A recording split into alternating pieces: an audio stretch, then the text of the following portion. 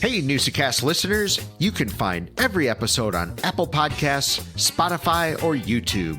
Please help us grow by subscribing or sharing the Newsa-Cast with friends, or follow us on Facebook, X, TikTok, or Instagram. Now, let's get this show on the road.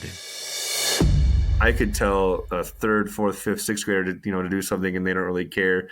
But if Braden Heckle walks in the gym, they all start going nuts.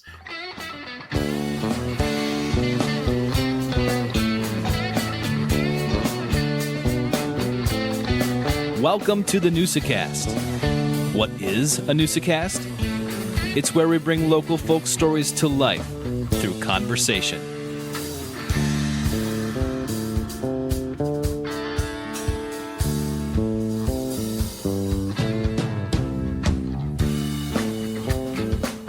Welcome to another episode of your favorite podcast and ours. That is the Newsa-Cast. Yes. We're so happy that The you local continue podcast. the local podcast. We're so happy you continue to join us and listen to the stories that we share. This week is another local look at local high school sports with basketball coach of Appleton North. Yeah, Chris Kellett. It'd be good to catch up with him and learn about the Appleton North program. But, Tosh, you talk about local, and I do want to shout out just the lacrosse community. I mean, you guys, it's been amazing to watch as we kind of figure out this podcasting game. But I'll tell you what, when we drop a lacrosse episode, when we did the Chris Green one, when we had Roger Hornberger, who we had on last week, I mean, the lacrosse community listens, they eat it up, they respond to us. It's pretty cool to see. So one, just thank you. I get it. I mean, you and I, Tosh, we live or have lived in that community. So thank you guys. That was really cool to see. A lot of great downloads last week. Tremendous interview with Roger. So that was really cool to see. So thank you. Yeah, and we're working on bringing some more lacrosse. We hope to have Coach Mikey Zadraga back on, and his co-founder of his summer program called Construct Lacrosse, Brendan Conley. Yeah. So we're working on that, and so we'll have some more lacrosse content for all of you lacrosse heads out there that like that, but also just hearing some cool stuff and catching up and seeing where Lawrence is as they start next season. So it's good stuff. Absolutely. Basketball's heating up and tournament plays right around the corner, and right then and there, lacrosse starts both at the college and the high school level. So yeah, springtime, it's not far away, right? Every single day, Tosh, we get a couple more minutes of sunlight. Yeah. So yeah, March 11th, official start of WIA lacrosse. Yeah, unbelievable. So that'll be awesome. Good to hear. Good to hear. We can talk lacrosse, but I mean, we got to talk Green Bay Packers. Yeah, it's still football season, Tosh. Man, that is. I mean, what happened there? Holy crap! What a game by the Packers. I was texting some buddies. I think I can say it on a podcast. That was just a good old-fashioned ass kicking in every sense of the word. Unbelievable. I mean, every once in a while you'll see a game like that, but literally from the coin toss when they said we want the ball and just drove it down their throats with that was a good 6, 7, 8 minute drive to open up the game, and they never looked back. They just killed them. And then to me, equally is just stunning was, in my opinion, how bad was Dallas? I mean, Dak, dude, what the heck? Well, that's 3 years in a row, isn't it? Yeah. That they have not looked good. They've gone 12-5 and lost in the first round. So, just you hate to say it, but knowing Dallas, Jerry Jones his heads are gonna roll, and there's two heads right at the top of that whole pyramid, and that's McCarthy, and that's Dak. Yeah. What are you going to do? So hopefully, you don't want to see guys lose their jobs and things like that. But just knowing the record of Dallas and what they do, what Jerry does, Jerry wants a title. And this was probably, many thought, one of his best chances in the last, 28 years?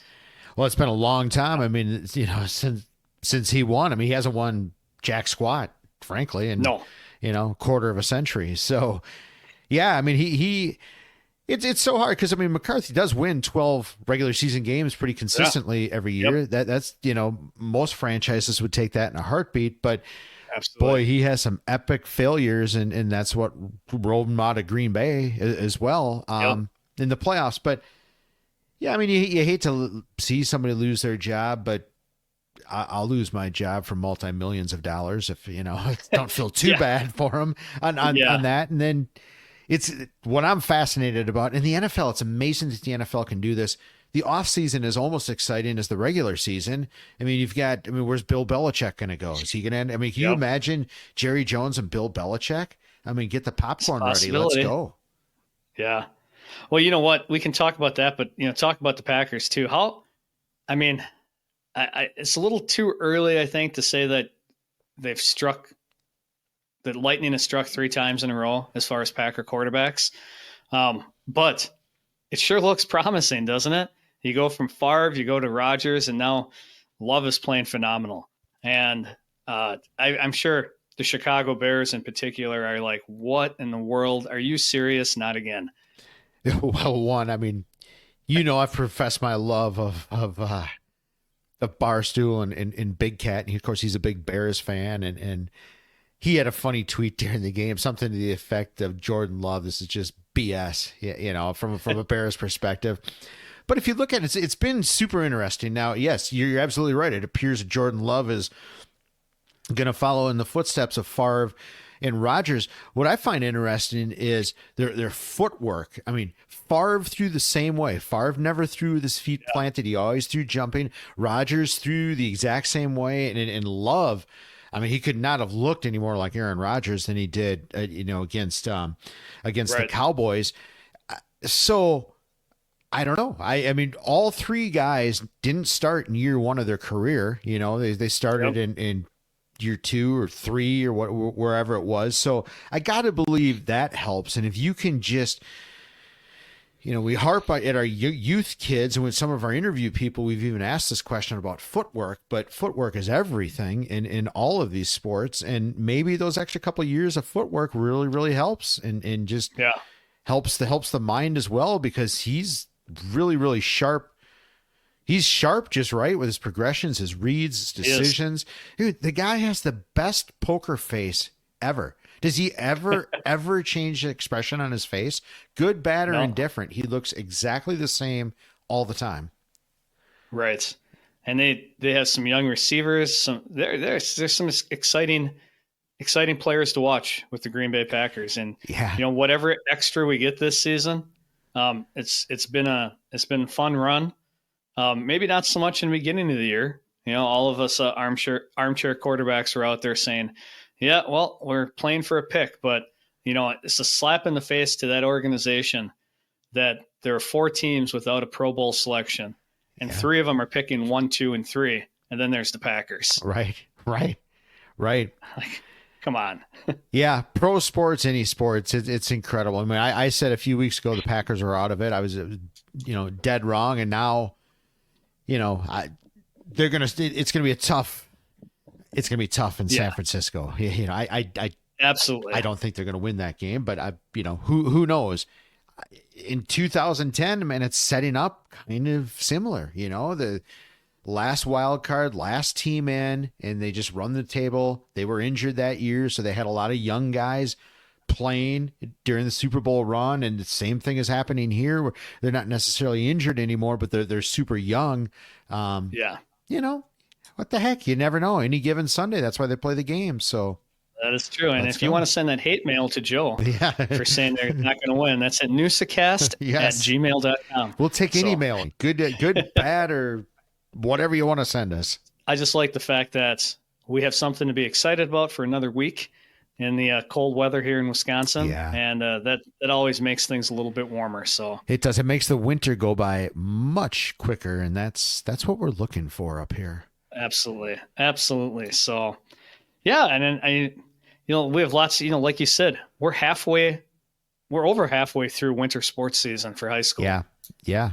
Which we'll talk about basketball in the interview later in the podcast, but hockey's winding down, and we're getting set for spring sports. And, I'm sure some of the coaches for spring teams are like, come on, seriously, we have no snow. And then all of a sudden we get it towards the beginning of our season, but it'll have a chance to melt. So yeah. And that is amazing in high school, especially. I remember this just with football. The seasons go so fast. You talk about it, the lead up, and you get into it. Next thing you know, those 9, 10, 12 weeks, whatever they are, 15 weeks pass by, and boom, you're out of it. And you're right. Now we get, through January to February, these big time basketball games take place. Hockey, the same thing. All the tournaments are starting. Yep. It's going for the hardware now starts up. So absolutely giddy up. Yeah. It'll be a fun run here, and seeing how some local teams do, because we have some local teams that will do well. We look at wrestling in Kaukauna. Yeah. Always a fantastic program. Appleton North basketball, boys basketball has been playing well. We have like teams like FVL and Xavier. Xavier's a great team. Xavier can shoot the heck out of the ball. They're a fun team to go watch offensively. They shoot lights out. Yeah. So there'll be some teams making some runs in the playoffs in a few weeks. And we'll hope to keep you informed about what's happening in the world of local sports. You got it, Tosh. Well, what do you say we get on with the show? Let's get on with the show.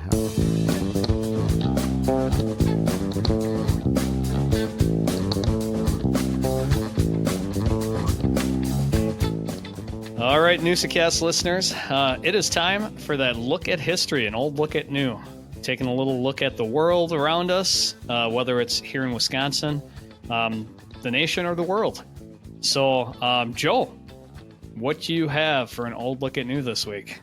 Well, Tosh, this like we've said before, this has become one of my favorite segments, and it's for what my old look at new is. It's for just moments like this where I wasn't really looking for this, but stumbled across this on a website or somewhere.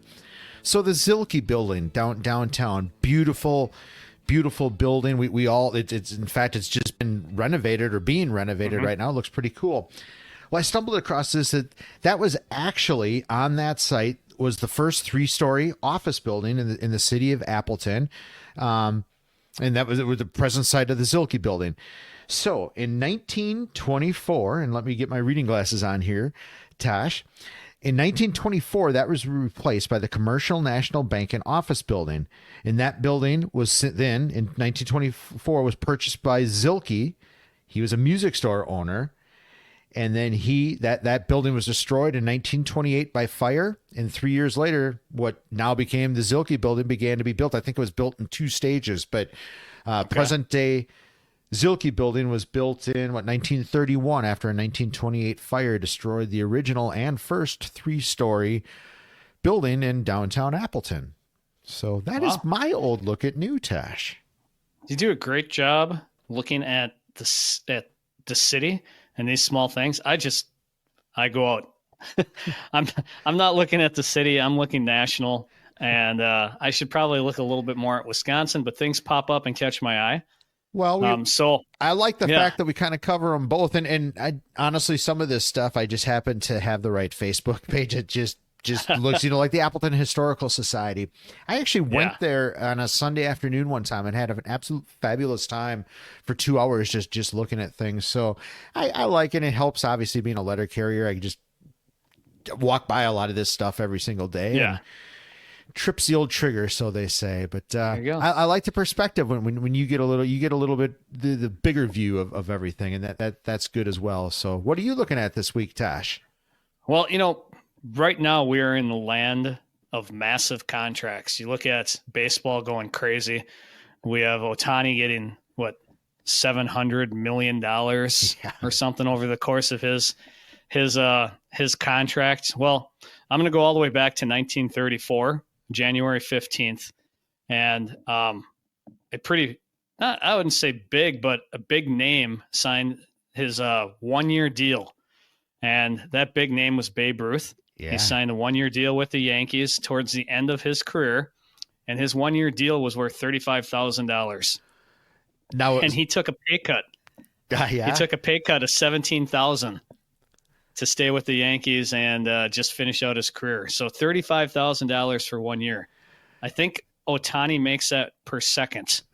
Well, that's just nuts. So if memory serves me correct on the Babe Ruth contract, I don't know if it was this contract for sure, but I remember I don't remember, but I remember reading a reporter saying that to Babe Ruth, you get paid more than the president. And Babe's response was, I had a better year than the president.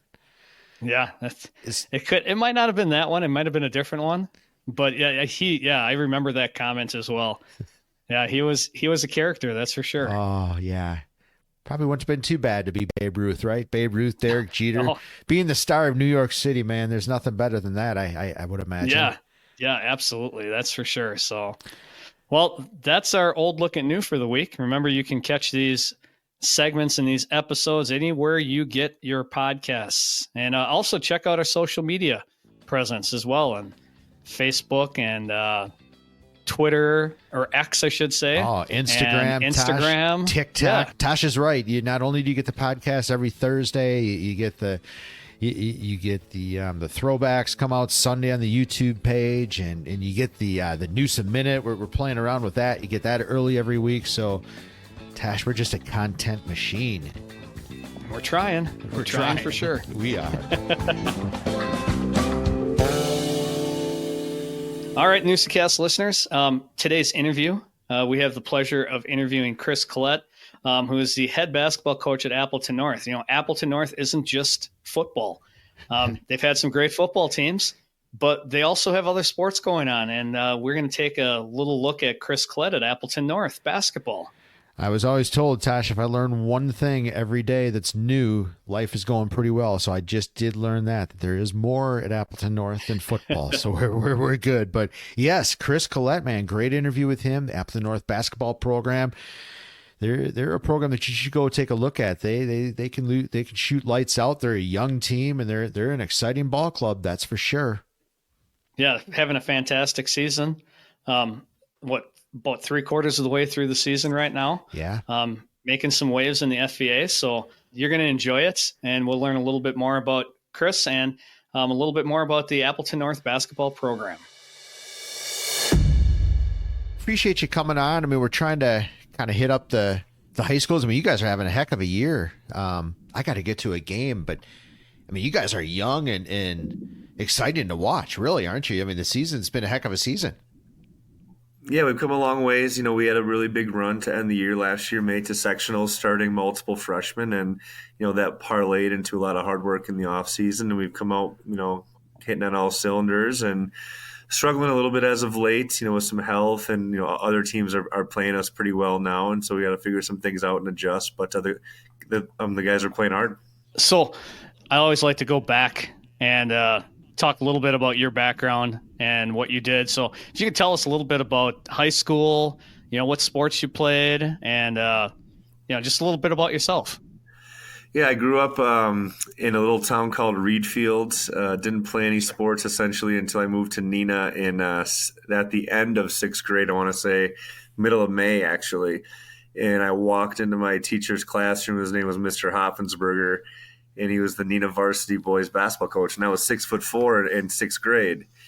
And I walked in, I'll never forget. I walked in, he said, "Do you play basketball?" I said, "No, I really like soccer."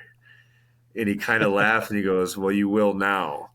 And so he brought me to the gym after the school day, and I fell in love with the game, and that parlayed into playing football. I played football and basketball in high school. I did track my first year, had a really successful track season.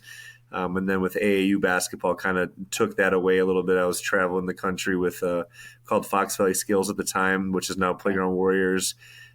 Played with Brian Butch and Steve Holzel and Tyrone Deacon from the Valley here, and got a chance to play some of the best players in the world. So it was a lot of fun.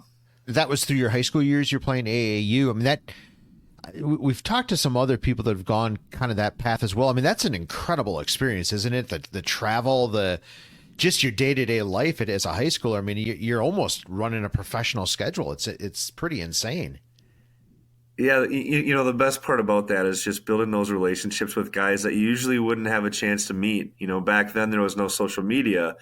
So playing with guys like Tyrone Deacon from Bayport, you he was probably one of my favorite teammates. Playing with guys like Butch, who's a McDonald's All-American, we had a lot of eyes on us. Can't imagine what the pressures would have been like with social media, nowadays. But traveled the country, got a chance to play against guys like Shannon Brown in the NBA, Chris Humphries, LeBron James, which is cool stories because my players look at me now and I've put on a little bit of weight since my playing days, and they don't really understand what it was like back then. Because I used to be able to play a little bit, but basketball's changed as well since I played. It's more perimeter oriented. So, but no, I had a solid high school career. Had a pretty bad injury my senior year. My goal was to be the first 1,000-point scorer in Neenah high school history. I was well on my way. I missed about 13 or 14 games, dislocated my ankle and fractured my leg, but came back in the playoffs a little bit to play. But college career, played football and basketball in college as well. I signed with Winona State originally.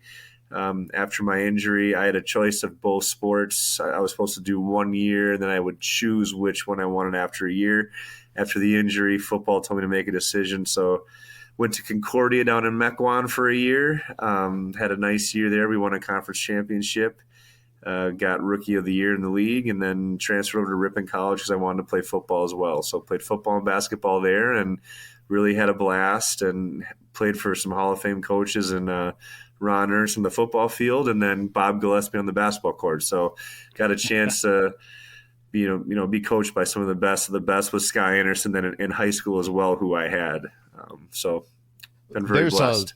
There's a lot to dive into for sure. I mean, one thing I definitely got out of that, though, is, if there's no Chris Kellett, there's no LeBron James, right? I mean, that's pretty that simple, right? No, I always tell people, the one time, because he actually got hurt against us, where he got nicked up a little bit, and he didn't need to play against us the first time because we all knew who he was, and I was such a hard-nosed person. I was like, I'm not going to get his autograph.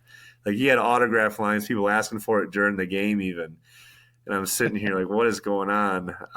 But no, there's some pretty awesome stories. I know John Wilkham, he's from Marshfield, played at Marquette, walked on, wrote a book. And I told him I always appreciate it because in the book he wrote about throwing me an alley-oop where I dunked in front of Tom Izzo. And Tom Izzo came over after the game because he was at a lot of our practices, just going after Brian Butch. And it's like, man, if you were about 6'8", 6'9", I'd sign you right now. I'm like, yeah, only about 5-6 more inches. Thanks. Like, how many kids can you say that to, Right.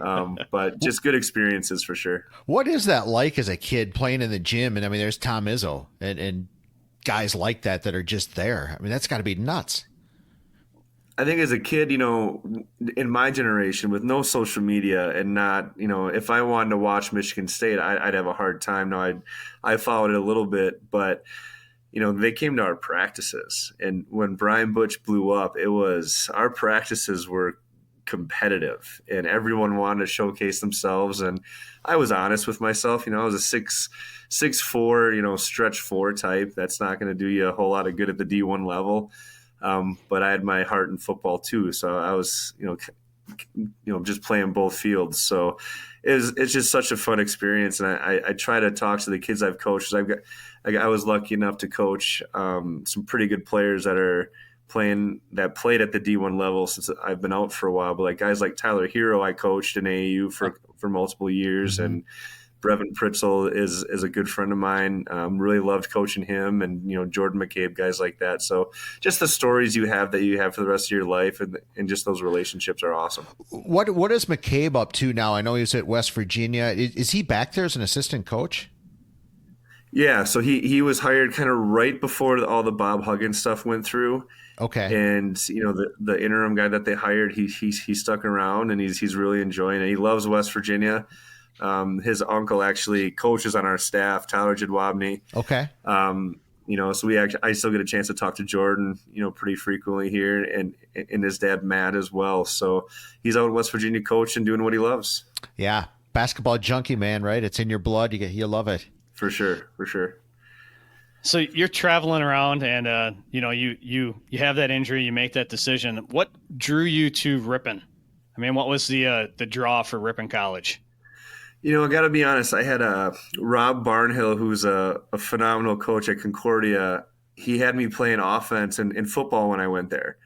And I knew I was playing basketball, but I played football last second, and I'm a defensive guy, and I really didn't enjoy it. And he made a comment to me that I'll never be able to play somewhere else and do both sports. I'm just not a good enough athlete. And he didn't say it like in a derogatory way, but that's just kind of how I used it. And some of my really good friends went to Ripon. And so I went, and, it's about a 40-minute drive from my house in Neenah, and went and visited and just had a really good time. And I went, I'd go to open gyms and stuff with the guys and just hoop. And I went to lunch with him one time, and the football coach called me in, and he's like, "Hey, I heard you played in the Shrine Bowl." I was like, "Yeah." And he's like, "What position?" I told him free safety. And so he called me into his office, and Ripon was coming off of a season where they were dead last in the country in third down percentage given up and passing yardage given up. And he pretty much said, if you come here and cannot start, you won't start anywhere else. And he wasn't promising me a starting spot, but that's how I took it. And so that's pretty much how I ended up there. Well, you had a heck of a career at Ripon. I mean, you were a 4-time conference player in both football and basketball, correct? Both sports? Yeah, football. It's funny because in high school I was probably a basketball player playing football. I wasn't the most physical. Coach Menz would tell you that I never lifted weights in high school. I was too cool for it. It's probably one of my biggest regrets. But then in college, I found the weight room, started putting on some weight, and had some success, and it just kept me hungry. But there's things I wish I could do differently, but I had a solid career. We had our whole secondary came in together, so we pretty much had 4 years of. Josh Kramer was an All-American. He was the other safety. Our free safety, Vince Brady, was an All-Conference guy, and then our opposite corner was an All-Conference corner. So all of us came in together, and we just kind of grew together. Now I know Ron Ernst is certainly a legend. My only interaction has been when I've had stripes on, so it's different than most people's, but I'm a well-respected and 30 plus years as a coach. I mean, he called you the smartest player he's ever coached. I mean, I got to believe that's one of the greatest compliments you could receive. But could you talk about Ron a little bit? I mean, he was just he is an incredible guy, an incredible coach. Well, honestly, I did not know he said that. But I will say this, the one time he absolutely chewed me, I watched so much film, and I used to watch it just with him. And so there was one time I changed a coverage call, and I had the free safety. We clouded it, and I ended up undercutting it and intercepting it, and it won us the game versus Norbert's. And we watched film, and I feel so bad, but Coach Ernst was like, "Yeah, what a great play call." And Vince Brady raises his hand and goes, "Actually, Coach Kellett changed it." And oh my goodness, he would have killed me if he could. Yeah. But no, Rob Ernst he's the reason I played. He pushed me, and it's funny because you look at him, he's this big burly guy from Nebraska, and he was just such a player's coach for me. And I was an interesting cat. I was pretty mouthy, but I competed. I always played hard, but I had some personality to me. Anyone that played with me on the football field knows that. I definitely like to talk and fly around, and he allowed me to do those things and, freelance a little bit. And, I learned a lot from our film sessions together. And he's the reason I stuck around, because I could have graduated early, and I actually came back to play my senior year and student taught at the same time, which is pretty unheard of. Right. Besides doing basketball and football. But I student taught with his wife as well over at Murray Elementary in Ripon too. So absolutely owe everything that I know about football to him, and the 3-3-5 defense was awesome. And, that's probably one thing I miss right now is not coaching football, to be honest with you. Sure.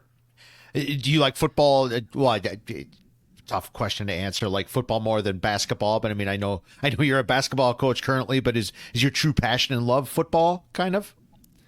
Oh, that's not a tough question. Okay. That's an easy one to answer. Okay, it's 100% football. Oh, nice. Yeah, no, I've when I coached in Shawano, I got a chance to kind of run the defense a little bit, and that was probably the most fun I've ever had, because we weren't the most talented at the time.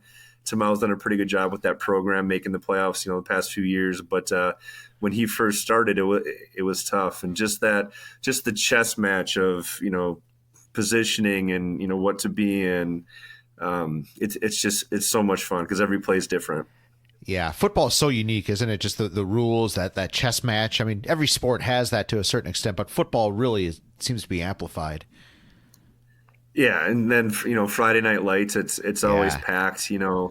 It's the FEA is just such a grind. So I did help out at Appleton North for a few years and did the freshman level, because it's a lot being a varsity basketball head coach. But Friday Night Lights are awesome. State runs are awesome. Watching the community come together, and I have a feeling I'll be back in football sooner or later. Sure. So now back at Ripon, you were the defensive coordinator, right, for a stretch with Ron, or helped with the defense at Ripon?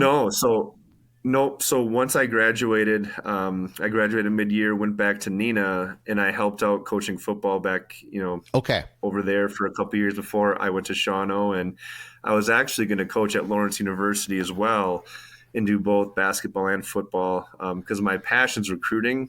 If I could have any job in the world, I'd be a Division I, Division II recruiter. Yeah. And that's when I took the Shawano job. So, I kind of put an end to that. But I went through spring practice and stuff with the college staff, which I think Bart was an Appleton North guy himself. Okay. Coach Bart.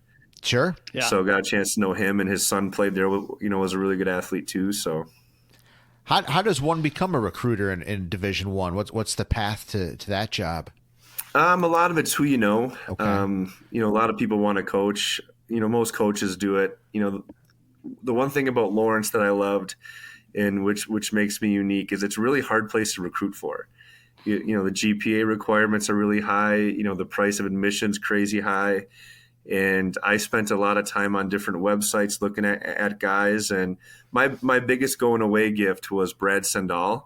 I recruited him for 2 years, and he ended up being an all-conference player all 3 years he played, and player of the year type caliber kid. And he came to visit on technically my last day when I was the interim head coach, and sat down with him and his dad, had a conversation, and they were like, "Do you think we should come, to Lawrence?" And I love Lawrence. It's, the only frustration is just, having a player say, well, Lawrence is this amount, UW Oshkosh or Stevens Point is this, like, how do you justify it? But Lawrence was awesome people, and, Coach Topakcha was fun to work with, and Giant, some of these people that I've always respected, getting a chance to learn from them too. So, yep, So I've been around. When did you start at Lawrence? So I coached at Neenah. So I graduated in 2008. Okay. I spent 2 years at Neenah, and then Joel DePoctor gave me a call. I always helped out with the yearbook camps. They used to be held at Lawrence. Now they're held at Viterbo because it's illegal to do them at Lawrence. So I got to know Joel there, and he was looking for an assistant and called me up. And I was heavily involved in AAU at the time, and so I had a lot of connections, and we were able to get some kids that I knew through AAU, just to kind of get us started. But that's how I got into it. You were there. You came. I coached baseball there with Corey Krieger from 2000 to 2009. So 2009 was my last year coaching at Lawrence. Okay, I miss you by a year. Me. And when you said it's hard to recruit there, jeez, it's terrible. It was absolutely terrible to recruit, especially baseball players, because we're not that smart. So, well, the crazy thing, like from a football standpoint, is they would recruit guys and they'd have some athletes, and then the trimester hits, and then all of a sudden 7-8 of them would be gone. Absolutely. So a little different dynamics with the trimesters too. How this isn't necessarily recruiting, but kind of along those same lines. So, the current head coach at Appleton North, and for whatever reason, it seems like Appleton North just has not had a very good basketball program for the 25 years or so that school has been around. The girls program has been, decent at years, but you're finding real success. And I guess what is the recipe for that? Why, how are you able to basically turn around Appleton North and get it pointed in the right direction and bring excitement to that program? I think the first thing comes from stability. They went through so many coaches there, for a handful of years. Anytime you change coaches every other year, it's tough because the philosophies change. we have set expectations. I'm not a big guy that worries about wins and losses. I never have been. And it sounds really cliche, but I worry how hard we play and how we play together, essentially. And if you play as hard as you possibly can and you play together as a unit, I can live with whatever outcome we have. I struggle with playing selfish and not playing the right way. And so, some players understand that right away and they kind of overachieve, and some players are talented and don't get it right away.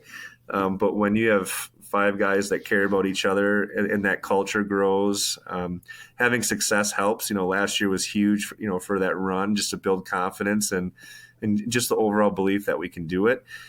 And then this year we had a nice start. Our Hortonville game was a big one to start the year, to be honest.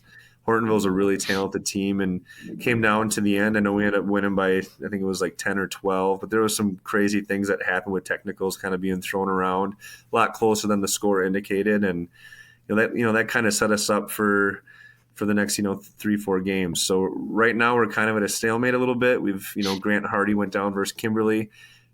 He's getting healthy again, but just the added pressure of being ranked for guys that are 15, 16 years old is probably my biggest challenge right now, kind of reeling them in. But they're a really fun group of kids, so they focus on playing as hard as they can and playing with each other, and then we live with whatever result we get. Yeah, I like that philosophy of, obviously every coach wants to win, but I like that philosophy where wins and losses aren't everything. Do you, is that a struggle sometimes with parents to buy into that at the high school level? Honestly, in my time at Appleton North from a basketball standpoint, for whatever reason, parents have never talked to me much at Appleton North. I was told some horror stories from before, which I'm sure there's some truth on all sides there. But I think one thing about me is I'm extremely transparent. If you ever have a question on why I did something, I can always give you an answer. You may not like my answer, but I'm extremely transparent with the kids. And, 99% of the time, the kids have a good idea of what we're looking for, what we're thinking, because it might change game to game. So, from a parent standpoint, I haven't had too many interactions, with them, good or bad. I try to stay away from parents as much as possible, because the last thing I want is people thinking I favor someone here and there. Right. So, I live in Greenville with 2 of my assistants live like down the road. So we don't get a chance to see like a lot of the parents. But it's been good for us so far. So no, that's good to hear for sure. You can definitely hear some horror stories from time to time. The atmosphere in the FVA, the gyms, that's got to be exciting, right? There's no better conference in the FVA. It's a night in and night out. It's a battle for whoever you're playing. Yeah, it's a grind. Even this year we've got 9 teams that have college basketball players on them. Oshkosh West and Appleton East are right now record-wise 8 and 9, and they both have guys that would start for us for sure. They have multiple guys. They're really talented, and we're fortunate that we're pretty skilled. Which, we've got 4 guys that average 9 to 12 shots, which kind of separates us from most teams. But our league is, Oshkosh West could have gotten us too. That was a close game to the end. So it's doesn't matter who we're playing, and it just makes every game fun. Tomorrow we got a huge one.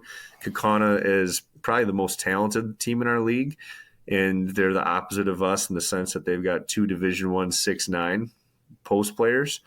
And sometimes our center is 5'10" and Luke Kreitzer. So it'll be an interesting matchup. But no, the FVA is extremely talented. A couple leagues down south are really good too. But from top to bottom, I would say we're probably the most consistent year in and year out, and definitely one of the most physical leagues. Sure. Just getting back to when you first came to North and you take a look at the program, it was one of the first areas kind of you attack is the youth program, kind of getting that set, getting that foundation built. That's got to be an important part of your success. Yeah, our overall goal is to just get some continuity there. Have them run some of the same stuff that we're running at the high school level. But I wanted to be seen by those kids, and more importantly, I wanted my high school kids to be around them too, and just build some excitement for them, because there wasn't any when I was hired, and that's not a knock on anyone before me. It's just everyone has a different philosophy. But it's funny because even camps right now, I could tell a third, fourth, fifth, sixth grader to do something and they don't really care.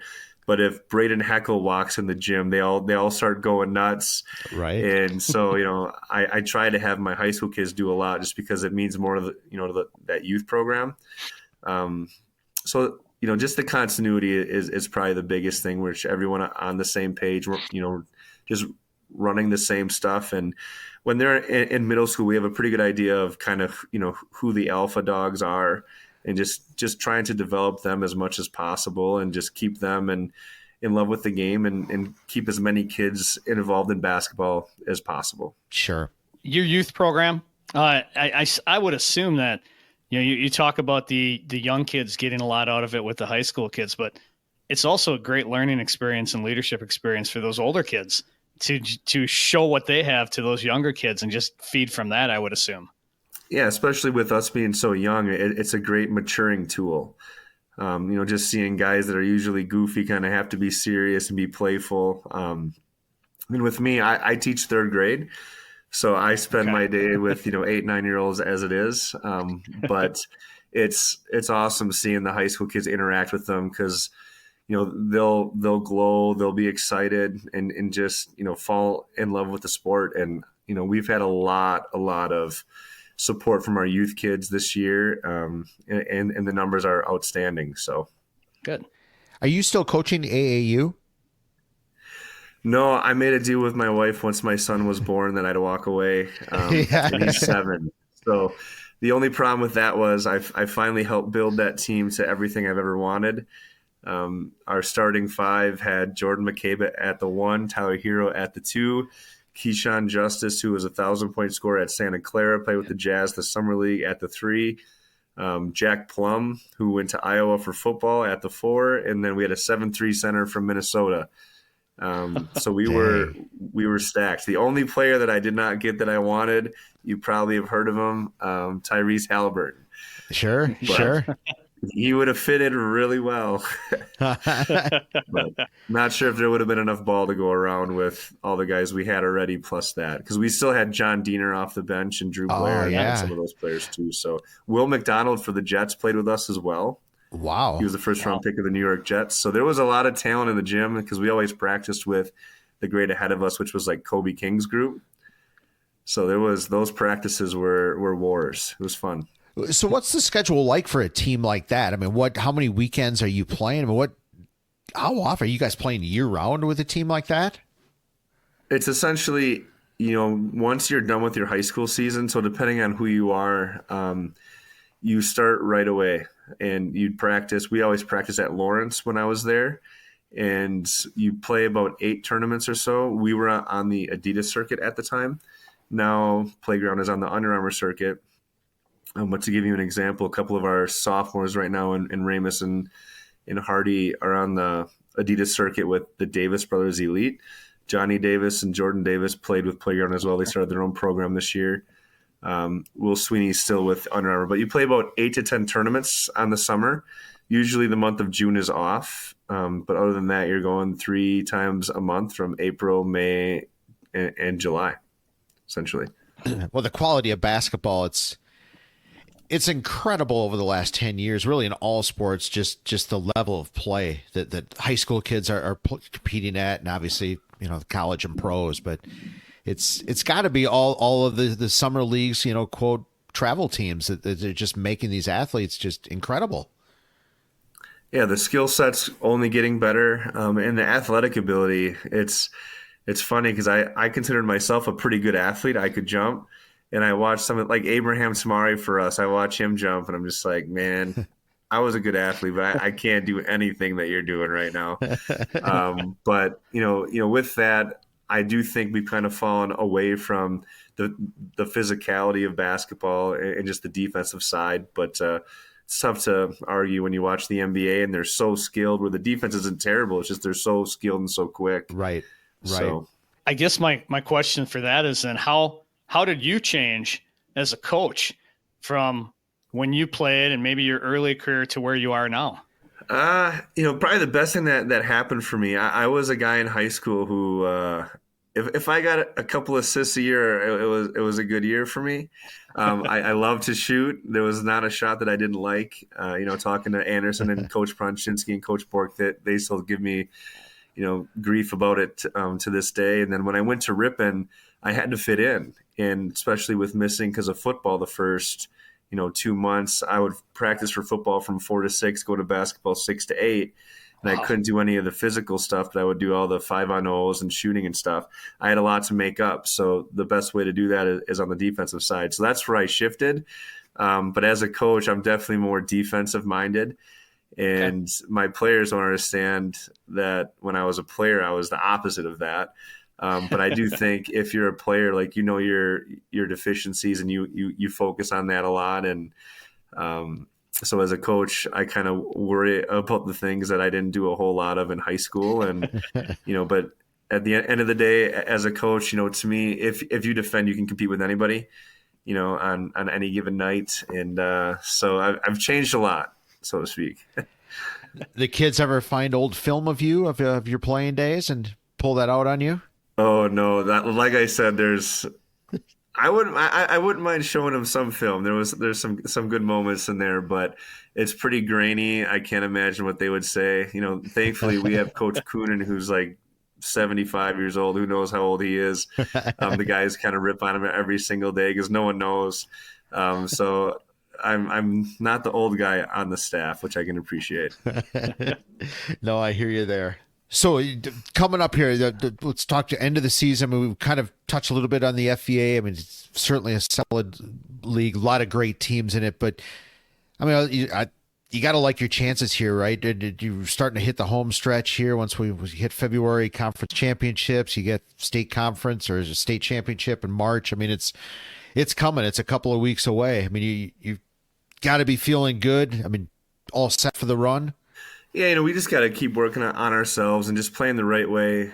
As we've struggled this year, we've just gotten a little selfish, which, losing one of your best players in Grant Hardy kind of changes roles and shots get, kind of divided up more. And, like I said, Bayport, zoned us and we didn't attack that very well. I expect to see that coming up here, probably starting tomorrow. But I don't worry about conference championships. I never have. My biggest goal even my first day at Appleton North when I met the kids, I said, my only goal, fellas, is to play our best basketball at the end of the year, no matter what, because there's nothing beats a playoff run, whether it's 1 game, 2 games, 3 games.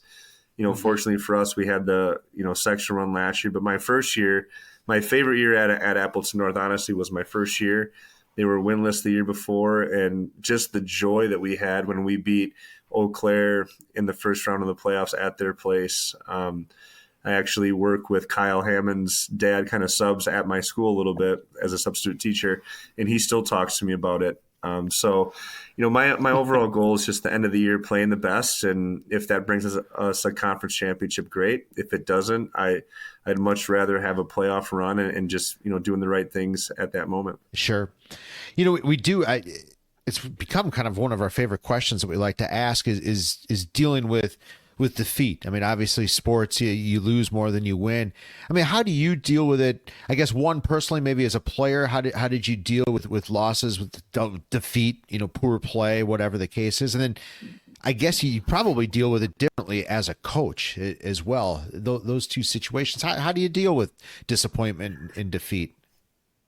I try to be different as a coach than I was as a player. But as a player, if I shot poorly, I would ask Coach Anderson to stay in the gym after.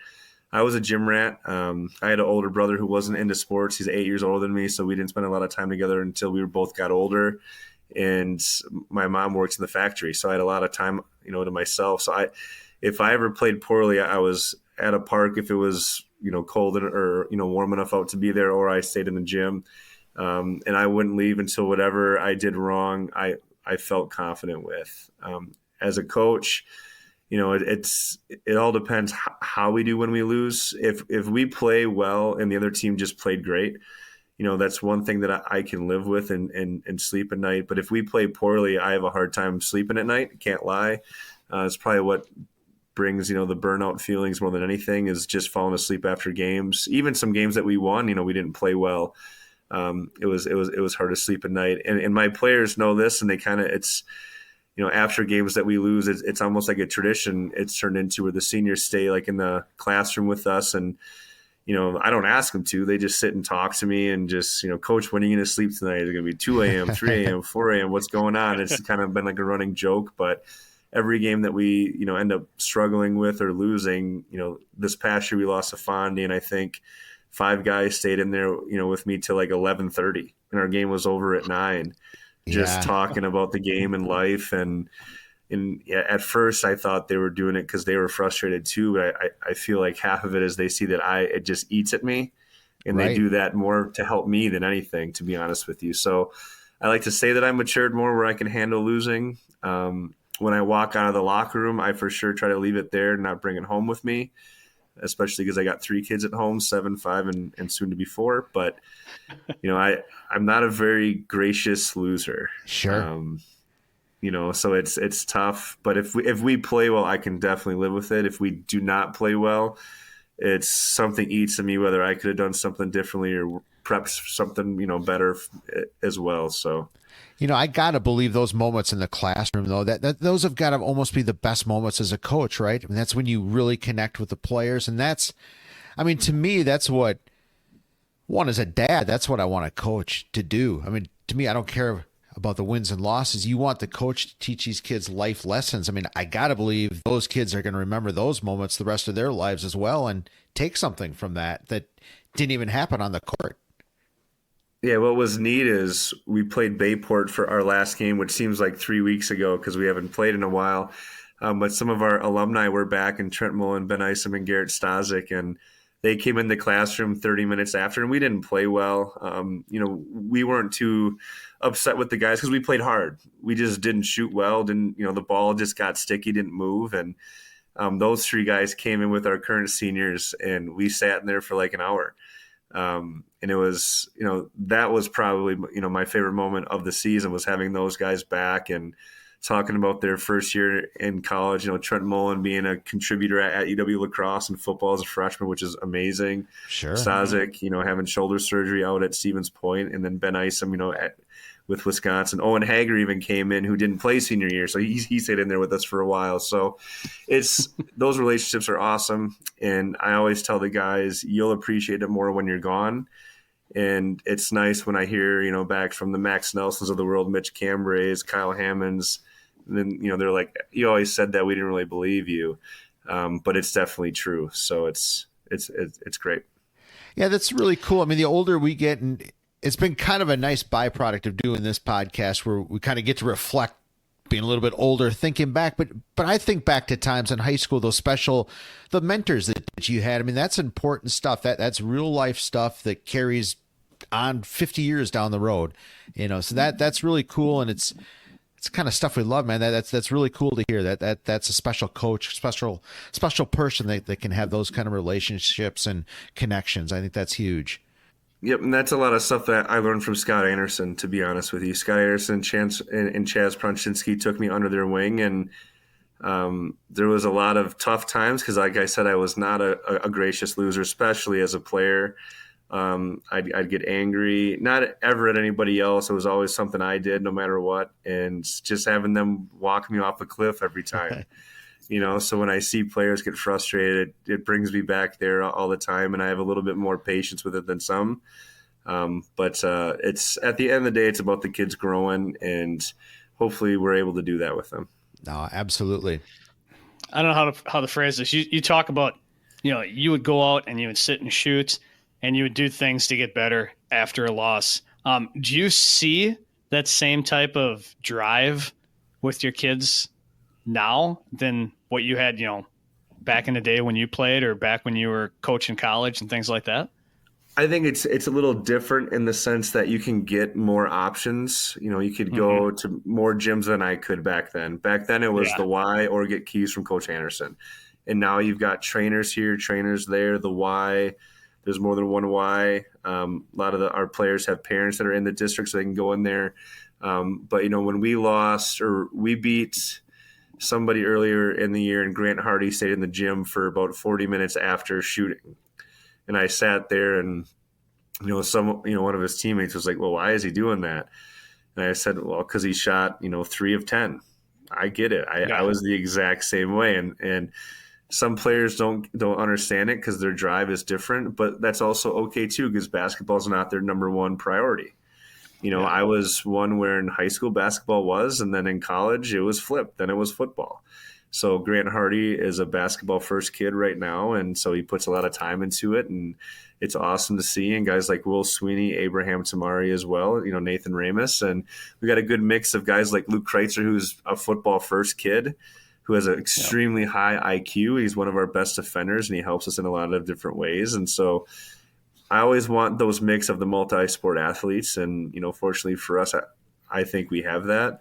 But no, that drive is still there. It's just you just get it in different ways nowadays with these kids because they can go so many different places. So I have a question for you, and I don't know how you're going to answer this. So, coach in college, coach in high school, differences, pros and cons. What do you think? What was your your sweet spot? I really enjoyed college just because you built that relationship before they came. Right. So you recruited a skill set or something that you liked about that player. And let's be honest, if they went to Lawrence, they wanted to go there. Right. You don't go to Lawrence if you don't want to go there because of how much it is and all the requirements. So they all want to be there. Where at the high school level, you'll have, our team this year, we probably have 5 guys where basketball is their first sport. It's their passion.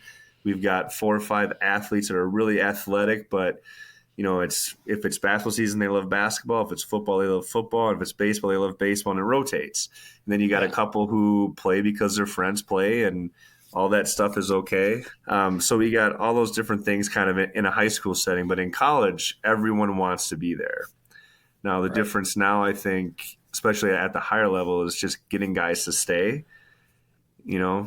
At the college level, and to an extent at the high school level too, because guys open enroll and transfer. But no, there's pros and cons to both. I honestly thought I'd stay in Shawano for a long time, but living in Neenah, driving to Shawano for 2 years was a lot, and my wife kind of put the kibosh on that. But college was awesome. I really enjoyed my time at Lawrence, honestly, and it's some of those times is what I'll cherish forever. And if an opportunity arose to go back to Lawrence at some point when my kids are over 18 and not playing themselves, I'd probably consider it. Get led by Joe Van Acker. We had him on a couple of weeks ago. He's quite the guy. Oh, he's a statistician. He knows everything. Oh my God, it's unbelievable. Unbelievable. Just in your personal life, you said you're a 3rd grade teacher. Where do you teach at? So I live in Greenville, so I wanted to teach in my kids' district just to make sure all the snow days and all the vacations lined up. So I teach at Hortonville Elementary, right across from Hortonville High School. Okay. Growing school district, right? It's unbelievable out that way. Yep, it was interesting driving across the street for our game with them a couple months ago. Oh, I never thought of that. Yep. So the new Highway 15, right? Yep. No, and I really enjoy teaching there. The administration's awesome, and my team there is awesome as well. So I tell you, Hortonville High School sports, that's been up and coming too over the years too. I mean, their baseball, football, basketball program, they're all rising. It can be good any year, really. Yeah, their facilities are great too. Their gym is awesome, and I'll be honest, their crowd is by far the loudest in our league. Okay. I've been called some names that probably aren't appropriate by people behind the scores table. Don't even know if they're parents or just, fans or whatnot, but it's all, fun, and their student section's awesome too. So it's a loud place to play, and my guys enjoy playing there. Do the students still have some creative chants for the players and the coaches, or has that been kind of nixed? I think that's been pretty nixed, unfortunately. I mean, there was some stuff chanted at me back in the day that you probably can't repeat, but now it's, I mean, even like chanting airball, some schools don't let you do that. So it's kind of sad that way. And I think that's part of the reason why not as many fans go to basketball too, to a point, but so fun. I would assume that your day after you beat Hortonville in the classroom was probably not one of the better days of teaching for you. My class got an extra recess that day. But no, so it's fun because obviously you've probably heard of the Peplers. Yep. All the girls that have come through, their mom is a teacher at my school. So I had some good basketball conversations with her, and it was a double header. So she got a chance, she watched us play as well. They played before us. So just good basketball talk. The principal's a basketball fan as well. So I was walking with my head up high the next day. All right, I got to ask, how's the officiating? Honestly, there's only been one game where I was really disappointed. And we ended up winning the game. Our Kimberly game, there was one official that just made two calls that I'm all for, if you can explain something, but when your best player gets two fouls in a row and he's not involved in the play. There was one where Nathan Ramos was just crossing half court and the play was at the rim, but Nathan ran over to help our player up after the whistle was blown and everything. A couple of those things I can't stand. And there was some comments made that aren't appropriate by an official. But other than that, it's honestly, from 10 out of the 11 games have been great. And a lot of it is, depending on if we're shooting well. Because if we shoot well, we don't worry about the officials. Right. And some of that's on me to get that better, but no, honestly, the officials have been okay. I used to scream a lot more. I feel like I've calmed down, but the only thing that really will set me off is if an official just won't communicate with you. Sure. But for the most part, I've been able to communicate with all the guys this year. So. Oh, that's good to hear. Communication's tough as an official. I don't have experience doing basketball. Sometimes it's just flat out hard to communicate and officiate at the same time. But no, I get it. Communication's the key to life and everything, not just officiating. Well, yeah, and I mean, if anything, because I've officiated quite a bit, like in the summers growing up, and AAU tournaments and here and there. And if I ever had a coach kind of, get on me or ask me about something, I would say, well, from my angle, this is kind of what I saw. Right. And if you say that to me, I'm just like, oh, well, I guess my angle's different, whatever. That's right. But the ones that will be like, nope, I'm right, you're wrong, and verbally say that to you, I'm like, the eye in the sky won't lie. So sometimes I'll ask them if they watch film on it. And I was like, why don't you shoot me a message, just to let me know if I was right. Yeah. And, some have. We had an official, Joe Elby, do our Bayport game. And there was some kind of weird dynamics of that game where, it seemed like neither team wanted to win. And just some weird calls happened. And he shot me an email after and just kind of about two of the things. And, he was like, I probably missed that one. You were right. And stuff like that. As a coach, if a guy does that, I'll respect him forever. And I probably will not yell or complain nearly as much. It's interesting you say that. We've had, especially in football, I've certainly done it in lacrosse as well, but football, our crew has had some interaction with coaches that way. You typically, as an official, don't really want to interact that way, but I think just as guys, just communicating, I think it's okay. Officials miss calls. There's no question about it. In being an official, I don't want to miss that call again. So if the coach is open to having a conversation, I think the good officials are all for it. It makes us both better. You both understand each other's job a little bit better. Yep, and I think us having our summer league at Appleton North has helped because I've gotten a chance to know the officials a lot better. And it's last year specifically was always funny because if I was ever really upset with an official and one of my players did something that they shouldn't have done or shot a ball they shouldn't have shot, I'll yell like, hey, get over, sir, can I talk to you? Come here right now. And they'll come over and you could just tell they're waiting for me to just yell. And I'm like, can you tell my player to pass the ball next time he gets the ball? I don't want to see that shot again. And then they'll kind of look at me. So I try to bring humor as much as possible too. But no, my assistant's going to get a good laugh out of me usually. So whether it's how I wear my pants or whatever I'm doing, so I tend to roll my pants up quite a bit. Just I've done that my whole life, or how I talk to officials. So my players and my coaches, really enjoy it. But I knock on wood, I haven't gotten a tee in multiple years. My assistant Eric Miller got a tee last year at UWGB, and it was his first one in his life. Yeah, and he's got me by a decade. So I like poking him with that as well. We talked about it yesterday, actually, too. So we got to get you some blazers like Sundance up there in Green Bay. Get some of his outfits on you. Oh gosh, I can't pull that off. I am give me a flannel. I don't like to be seen. I just, the pant thing is funny because I've done that my entire life. Even when I teach, I'll sit at my table and pull my khakis up to my knees, and it's just comfortable for me. And no one noticed it until this year for the first time. Girl from the Unintentional podcast posted about it, and then my wife hates it. She'll take pictures of me on YouTube as I'm doing it, but I've done it forever, so I don't know.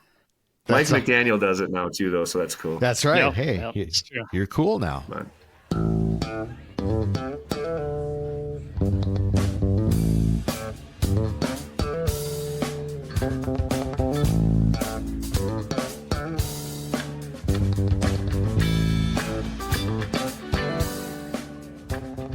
You may have answered this earlier, and I think you have, but I always like to ask mentors or people you look up to, somebody that help you get on your way.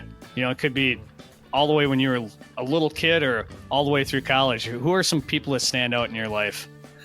I always think of three. The first one being Tim Hoffensberger, who got me into basketball. He was my sixth grade teacher, and he was the varsity coach at the time. I believe my eighth grade year was his last year. So I was with him for about a year and a half. And then Scott Anderson put up with a lot with me. Spent a lot of time with me because emotionally I was all over the place. He's probably the biggest reason that I matured. Coach Pronshinsky, was with him. So that coaching staff of Coach Scott Bork, Chaz Pronshinsky, and Scott Anderson were probably the best thing that ever happened to me.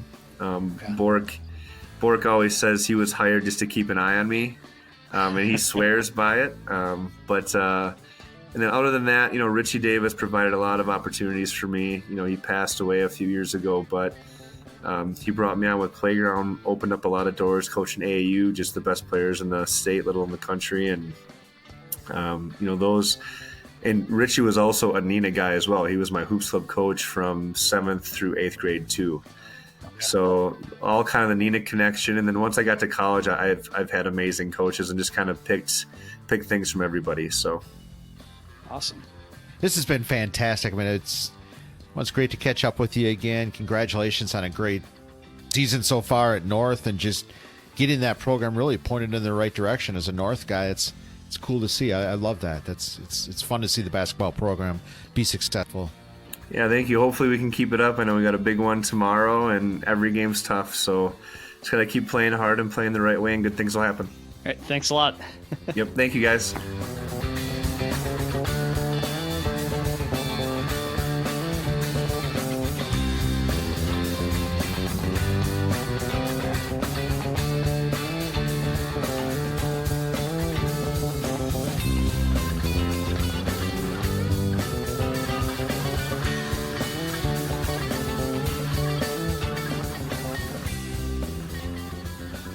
Well, Tosh, it's that time again, once again, for the Red Smith Banquet Throwback. We got a good one this year, Tosh, or this week, I should say. I remember this well. 2010, the Duke grad, Jay Bilas. Yeah, he was fantastic. He's also huge. What is he, 6'8"? Hey, yeah. So that was like holy crap. But fantastic. Yeah, he was a great player for Duke. Also a really great coach. He coached there for three years while he was attending law school at Duke. But yeah, he, top 50 recruit out of high school. Yeah, when you think of the typical Duke player, I mean, Jay Bilas is that guy. I mean, he was tremendous basketball player, but super, super smart. Like you mentioned, I had forgotten until you brought that up. He coached and played at the same time, and then played right. Then continued coaching while he got his law degree at Duke. So super smart guy. And we see him on ESPN as well. I mean, you can tell he's well spoken and honestly one of the all time great tweeters as well. I don't know if that's a term anymore, but yeah. He always has his daily little rap that he puts out. And that's not easy to do when you're putting out daily content, to keep coming up with that daily content. It kind of takes a smart person to do that. So he's really good at that. And it's amazing. He has been on, my dogs are going crazy. They're part of the show. He has literally been on ESPN since 1995. Yeah. Unbelievable. Well, it speaks to how smart he is, how good he is, but that's a long time, because he that was basically right after his playing career, or just a few years removed from his playing career. So yeah, he was entertaining, definitely. He was entertaining. And I do love his segments leading into March Madness. I mean, he does all the picking. Yeah. He owns up when he's totally wrong. He showed us at the banquet just a down to earth guy. Yeah. 100%. 100%. And he was just really fantastic to be able to sit and talk to and listen to, for sure. Absolutely. You guys are going to enjoy this one. This was 2010. Jay Bilas. When we had, we had Whitey Herzog. I think we played him earlier for you. So we had Whitey Herzog, and Donald Driver was there that year. So 2010 from the Paper Valley Hotel in Appleton, Wisconsin. Enjoy Jay Bilas.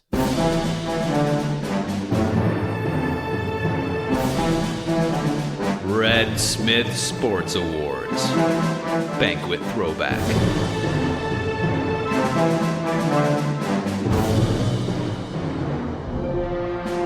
The Red Smith Award, of course, goes to someone who has made some unique contributions to sport in Wisconsin, and also epitomizes the great values that Red Smith exhibited. Let's give a Red Smith welcome. Now, I'm very proud to introduce our guest speaker. He's a gentleman. His character is top-notch. He's got a good reputation, but his character is what makes his reputation. Let's give a Red Smith welcome to Jay Bilas.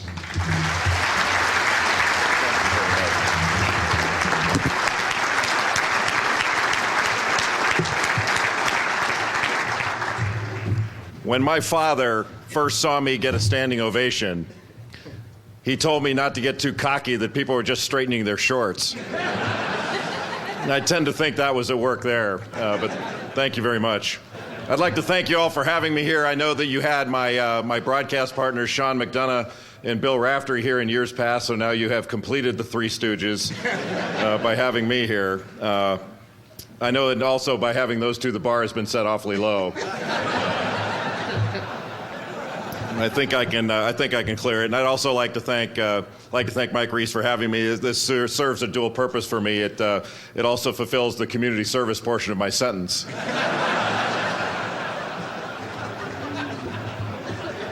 thought, I'll call my wife and let her know that I got in okay and how excited I am to be here. And I said to my wife, honey, did you ever in your wildest dreams think that I would be speaking at the Red Smith Banquet in Appleton, Wisconsin? And she said, Jay, you're never in my wildest dreams. One of the great joys that I have in my job now, and it's amazing that they call it work because it's not any work at all, is working with your former speakers here, Sean McDonough and Bill Raftery. My first game working with them, they had been a team for a long time, and my bosses at ESPN thought that putting me with them would work out. I wasn't so sure that I'd be accepted by them. And the first game we did UConn at Notre Dame, and both were ranked in the top 15 in the country that year. And Notre Dame had a kid by the name of Danny Miller. And Danny Miller made a great play and goes in and completes the play, and there's a foul called, and Raftery says in only the way only he can, he says, "It's Miller time, and you know how I love hearing that."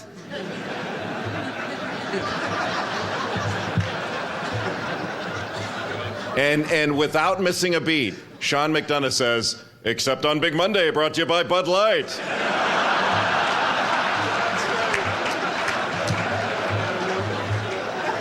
And I thought, you know what? I'm home. I can work with these guys. And we have had an unbelievably good time together. I'm here for one very important reason. When I was asked to do this, when Mike was kind enough to call, Sean McDonough and Bill Raftery had told me about this event. And as Whitey had said, you should be extraordinarily proud of this Red Smith Banquet. It is known all over the country. The people who have been here have nothing but positive things to say about it. Its reputation and character are unparalleled. I wanted to be a part of this. I'm a product of team sports, like so many of us here. For me, growing up, team sports was all I wanted to be a part of. I wanted to be a part of a team. And I once heard Larry Brown say, the former North Carolina player who coached at Kansas and UCLA, coached the Detroit Pistons to an NBA title. He's now the coach of the Charlotte Bobcats in the NBA, one of the great teachers and coaches in our game, said one time, very few players have been a member of a team. They've been on a team, but they haven't been a member of a team. And that's really what you're doing here tonight, is you are raising money, awareness, and providing resources for young people to be members of a team and to benefit from that, and to benefit in the pursuit of excellence that you can only get as a member of a team. Those who have played team sports understand that you can accomplish so much more as a group than you can as a team than you can as an individual. It's so much more meaningful than it is in anything you can do as an individual. And the greatest compliment that I think any of us ever received as players was that we were great teammates. I would rather be known as a great teammate than as a great player. Lucky for me, because I wasn't a great player. When I was drafted by the Dallas Mavericks, I went to training camp, and Dick Motta was the head coach. And after seeing about 20 minutes of the workout, we took a water break, and I was over getting some water, and he came over and said, "Jay, how's everything going?" And I said, "It's going great." And he said, "Your trip in was good?" And I said, "Yeah, it was great." He said, "Hotel fine? Hotel okay?" "Yeah, it's great." "Did you get a chance to unpack yet?" I said, "Not yet." He goes, "Good."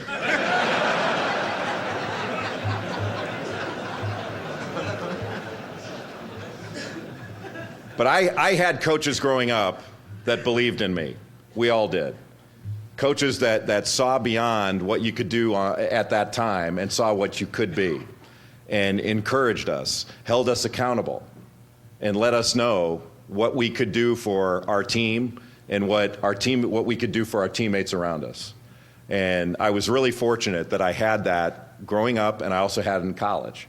And I had a college coach in Mike Krzyzewski that one of the many things he told me and told all of us that was incredibly beneficial was he told us as a team, you're never going to be a great team until reflexively you can add the word together to anything you're talking about. We're going to play hard together. We're going to win together. We're going to work together. Everything we do has to be together, but it can't just be something that I tell you to say or you've understood, that's what I want. You're going to have to buy into that and feel that, and you're going to have to work for the guy next to you. And we had help. We had a great concept of help defense, and help defense wasn't about you. It was about him and him and him. It was about helping your teammates play their position and be unafraid to go out and guard somebody that if they got beat, you were going to be there. And I took a lot of pride in that after I learned how important it was. And what you're doing, the money you're raising, and the awareness and the resources that you're providing for the kids in this community, you couldn't be doing a better thing. And I just wanted to commend you for that. And I'm so glad I was here to be a part of it. And I want to congratulate every scholarship recipient, all the award winners. It was a privilege for me to be here and to get to meet all of you. And I hope we'll be able to meet afterwards and have a drink. I know Raftery would be proud of me if I did that. But I promise you that when I leave here, in addition to my shameless stumping for the University of Virginia and Tony Bennett, I will also be telling everybody about the Red Smith Banquet and the great people of Appleton, Wisconsin. Thank you so much for having me.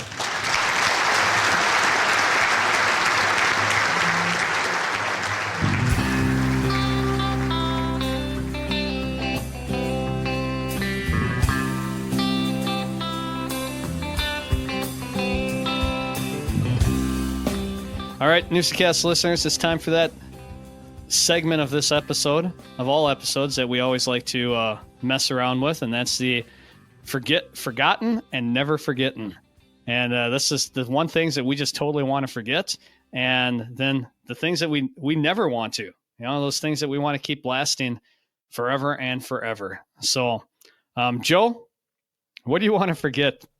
Well, Tosh, I guess mine's a bit sad, and I've been reminded of it here maybe in the last 2 weeks or so, but it's having an elderly dog. Hazel, my Basset Hound, she's 12ish or so, and just recently she started to have some issues. Can't get up the stairs, and it's like arthritis, but it's just a reminder that it's dogs don't live forever. They're the greatest thing ever, aren't they, Tosh? Next to kids, there's nothing better than a dog. You and I have had many through the years, but the hard part is just it's towards the end when you feel bad. So I'm entering that stage, and you never really forget it, but I want to forget about it. So it's just simply just the end. The elderly dog, just those final however long it goes. Yeah, no, those are definitely tough times.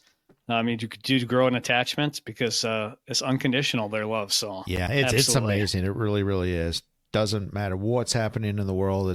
They have your full attention. But absolutely, Tosh, how about you? What's forgotten in your world? Well, I don't know if it's forgotten for me, but it seems to be forgotten for people in this area. It's how to drive in snowy weather. What the hell? I mean, seriously, slow down. Just understand that there's snow and ice. My gosh, all the accidents. It's just slow down. I mean, we do live in Wisconsin. It's going to happen at some point. It's just mind-boggling. I really don't get it. There's no way you can forget. How do you forget that?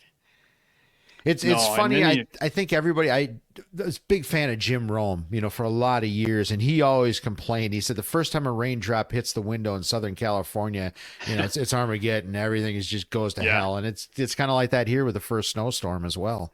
Absolutely. And it's not even the first. It's like every snowstorm. It's like every snowstorm. And I experienced that out in California when I was coaching at Lawrence. It took I don't know what the time was. It took 3 hours, 2 hours, whatever it was, to drive from Anaheim to San Diego for a game. And they kept talking about, watch out on the roads. It's going to be raining. I'm like, what are they talking about? We were driving our own vans, and it rained. We got rained out in San Diego, had to drive back. It took 6 hours to drive back, which should have been a 2-hour drive. Right. It was absolutely crazy. I'm like, are you kidding me? People don't know how to drive in the rain? But hey, it's something. But yeah, it was a little frustrating yesterday.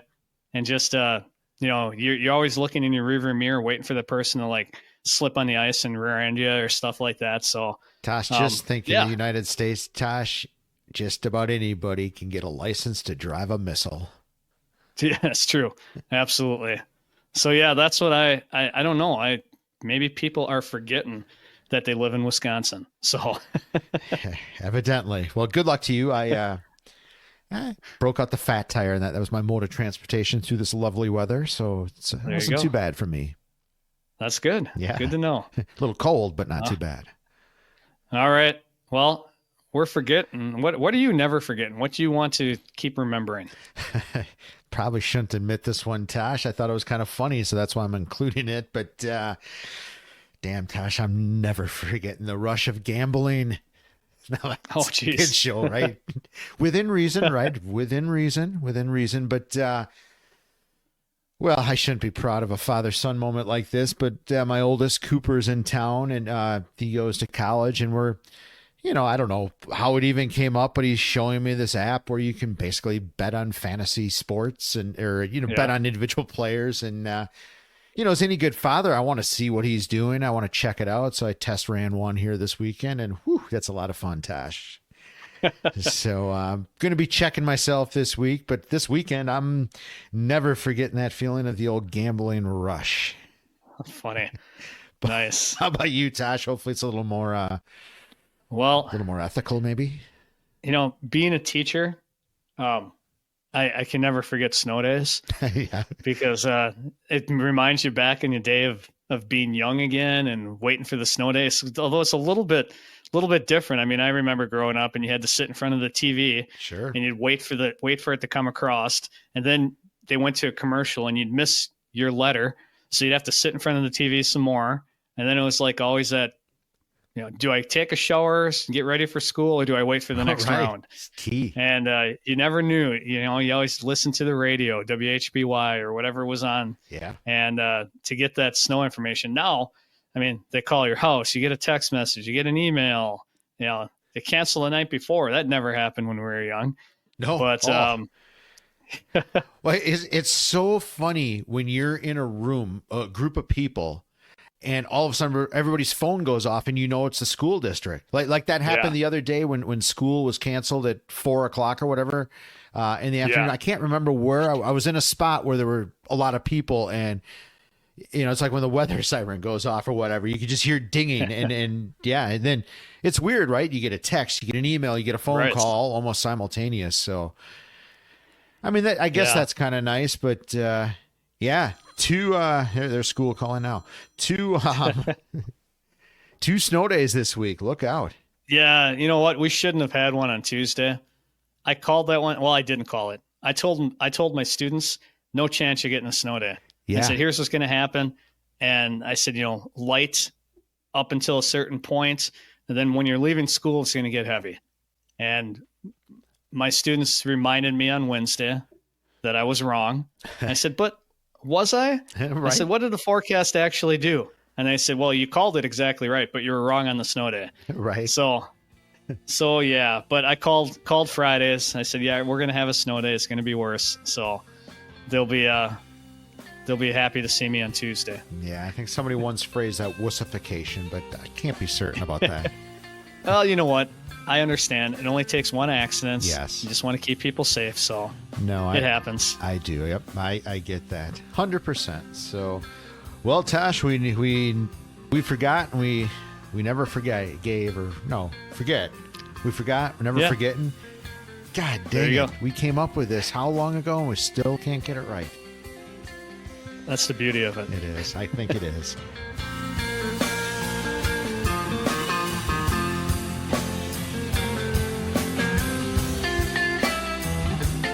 Thank you for listening to another great episode of the Newsa-Cast.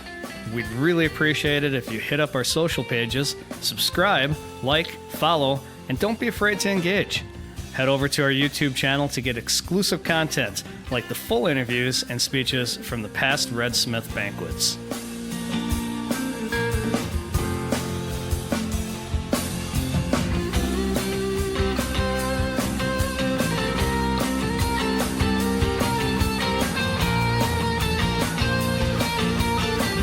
Thanks for listening to the Newsa-Cast.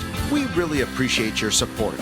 If you haven't subscribed yet, please do so and tell a friend. A huge thank you to Diggstown for all the music in today's episode.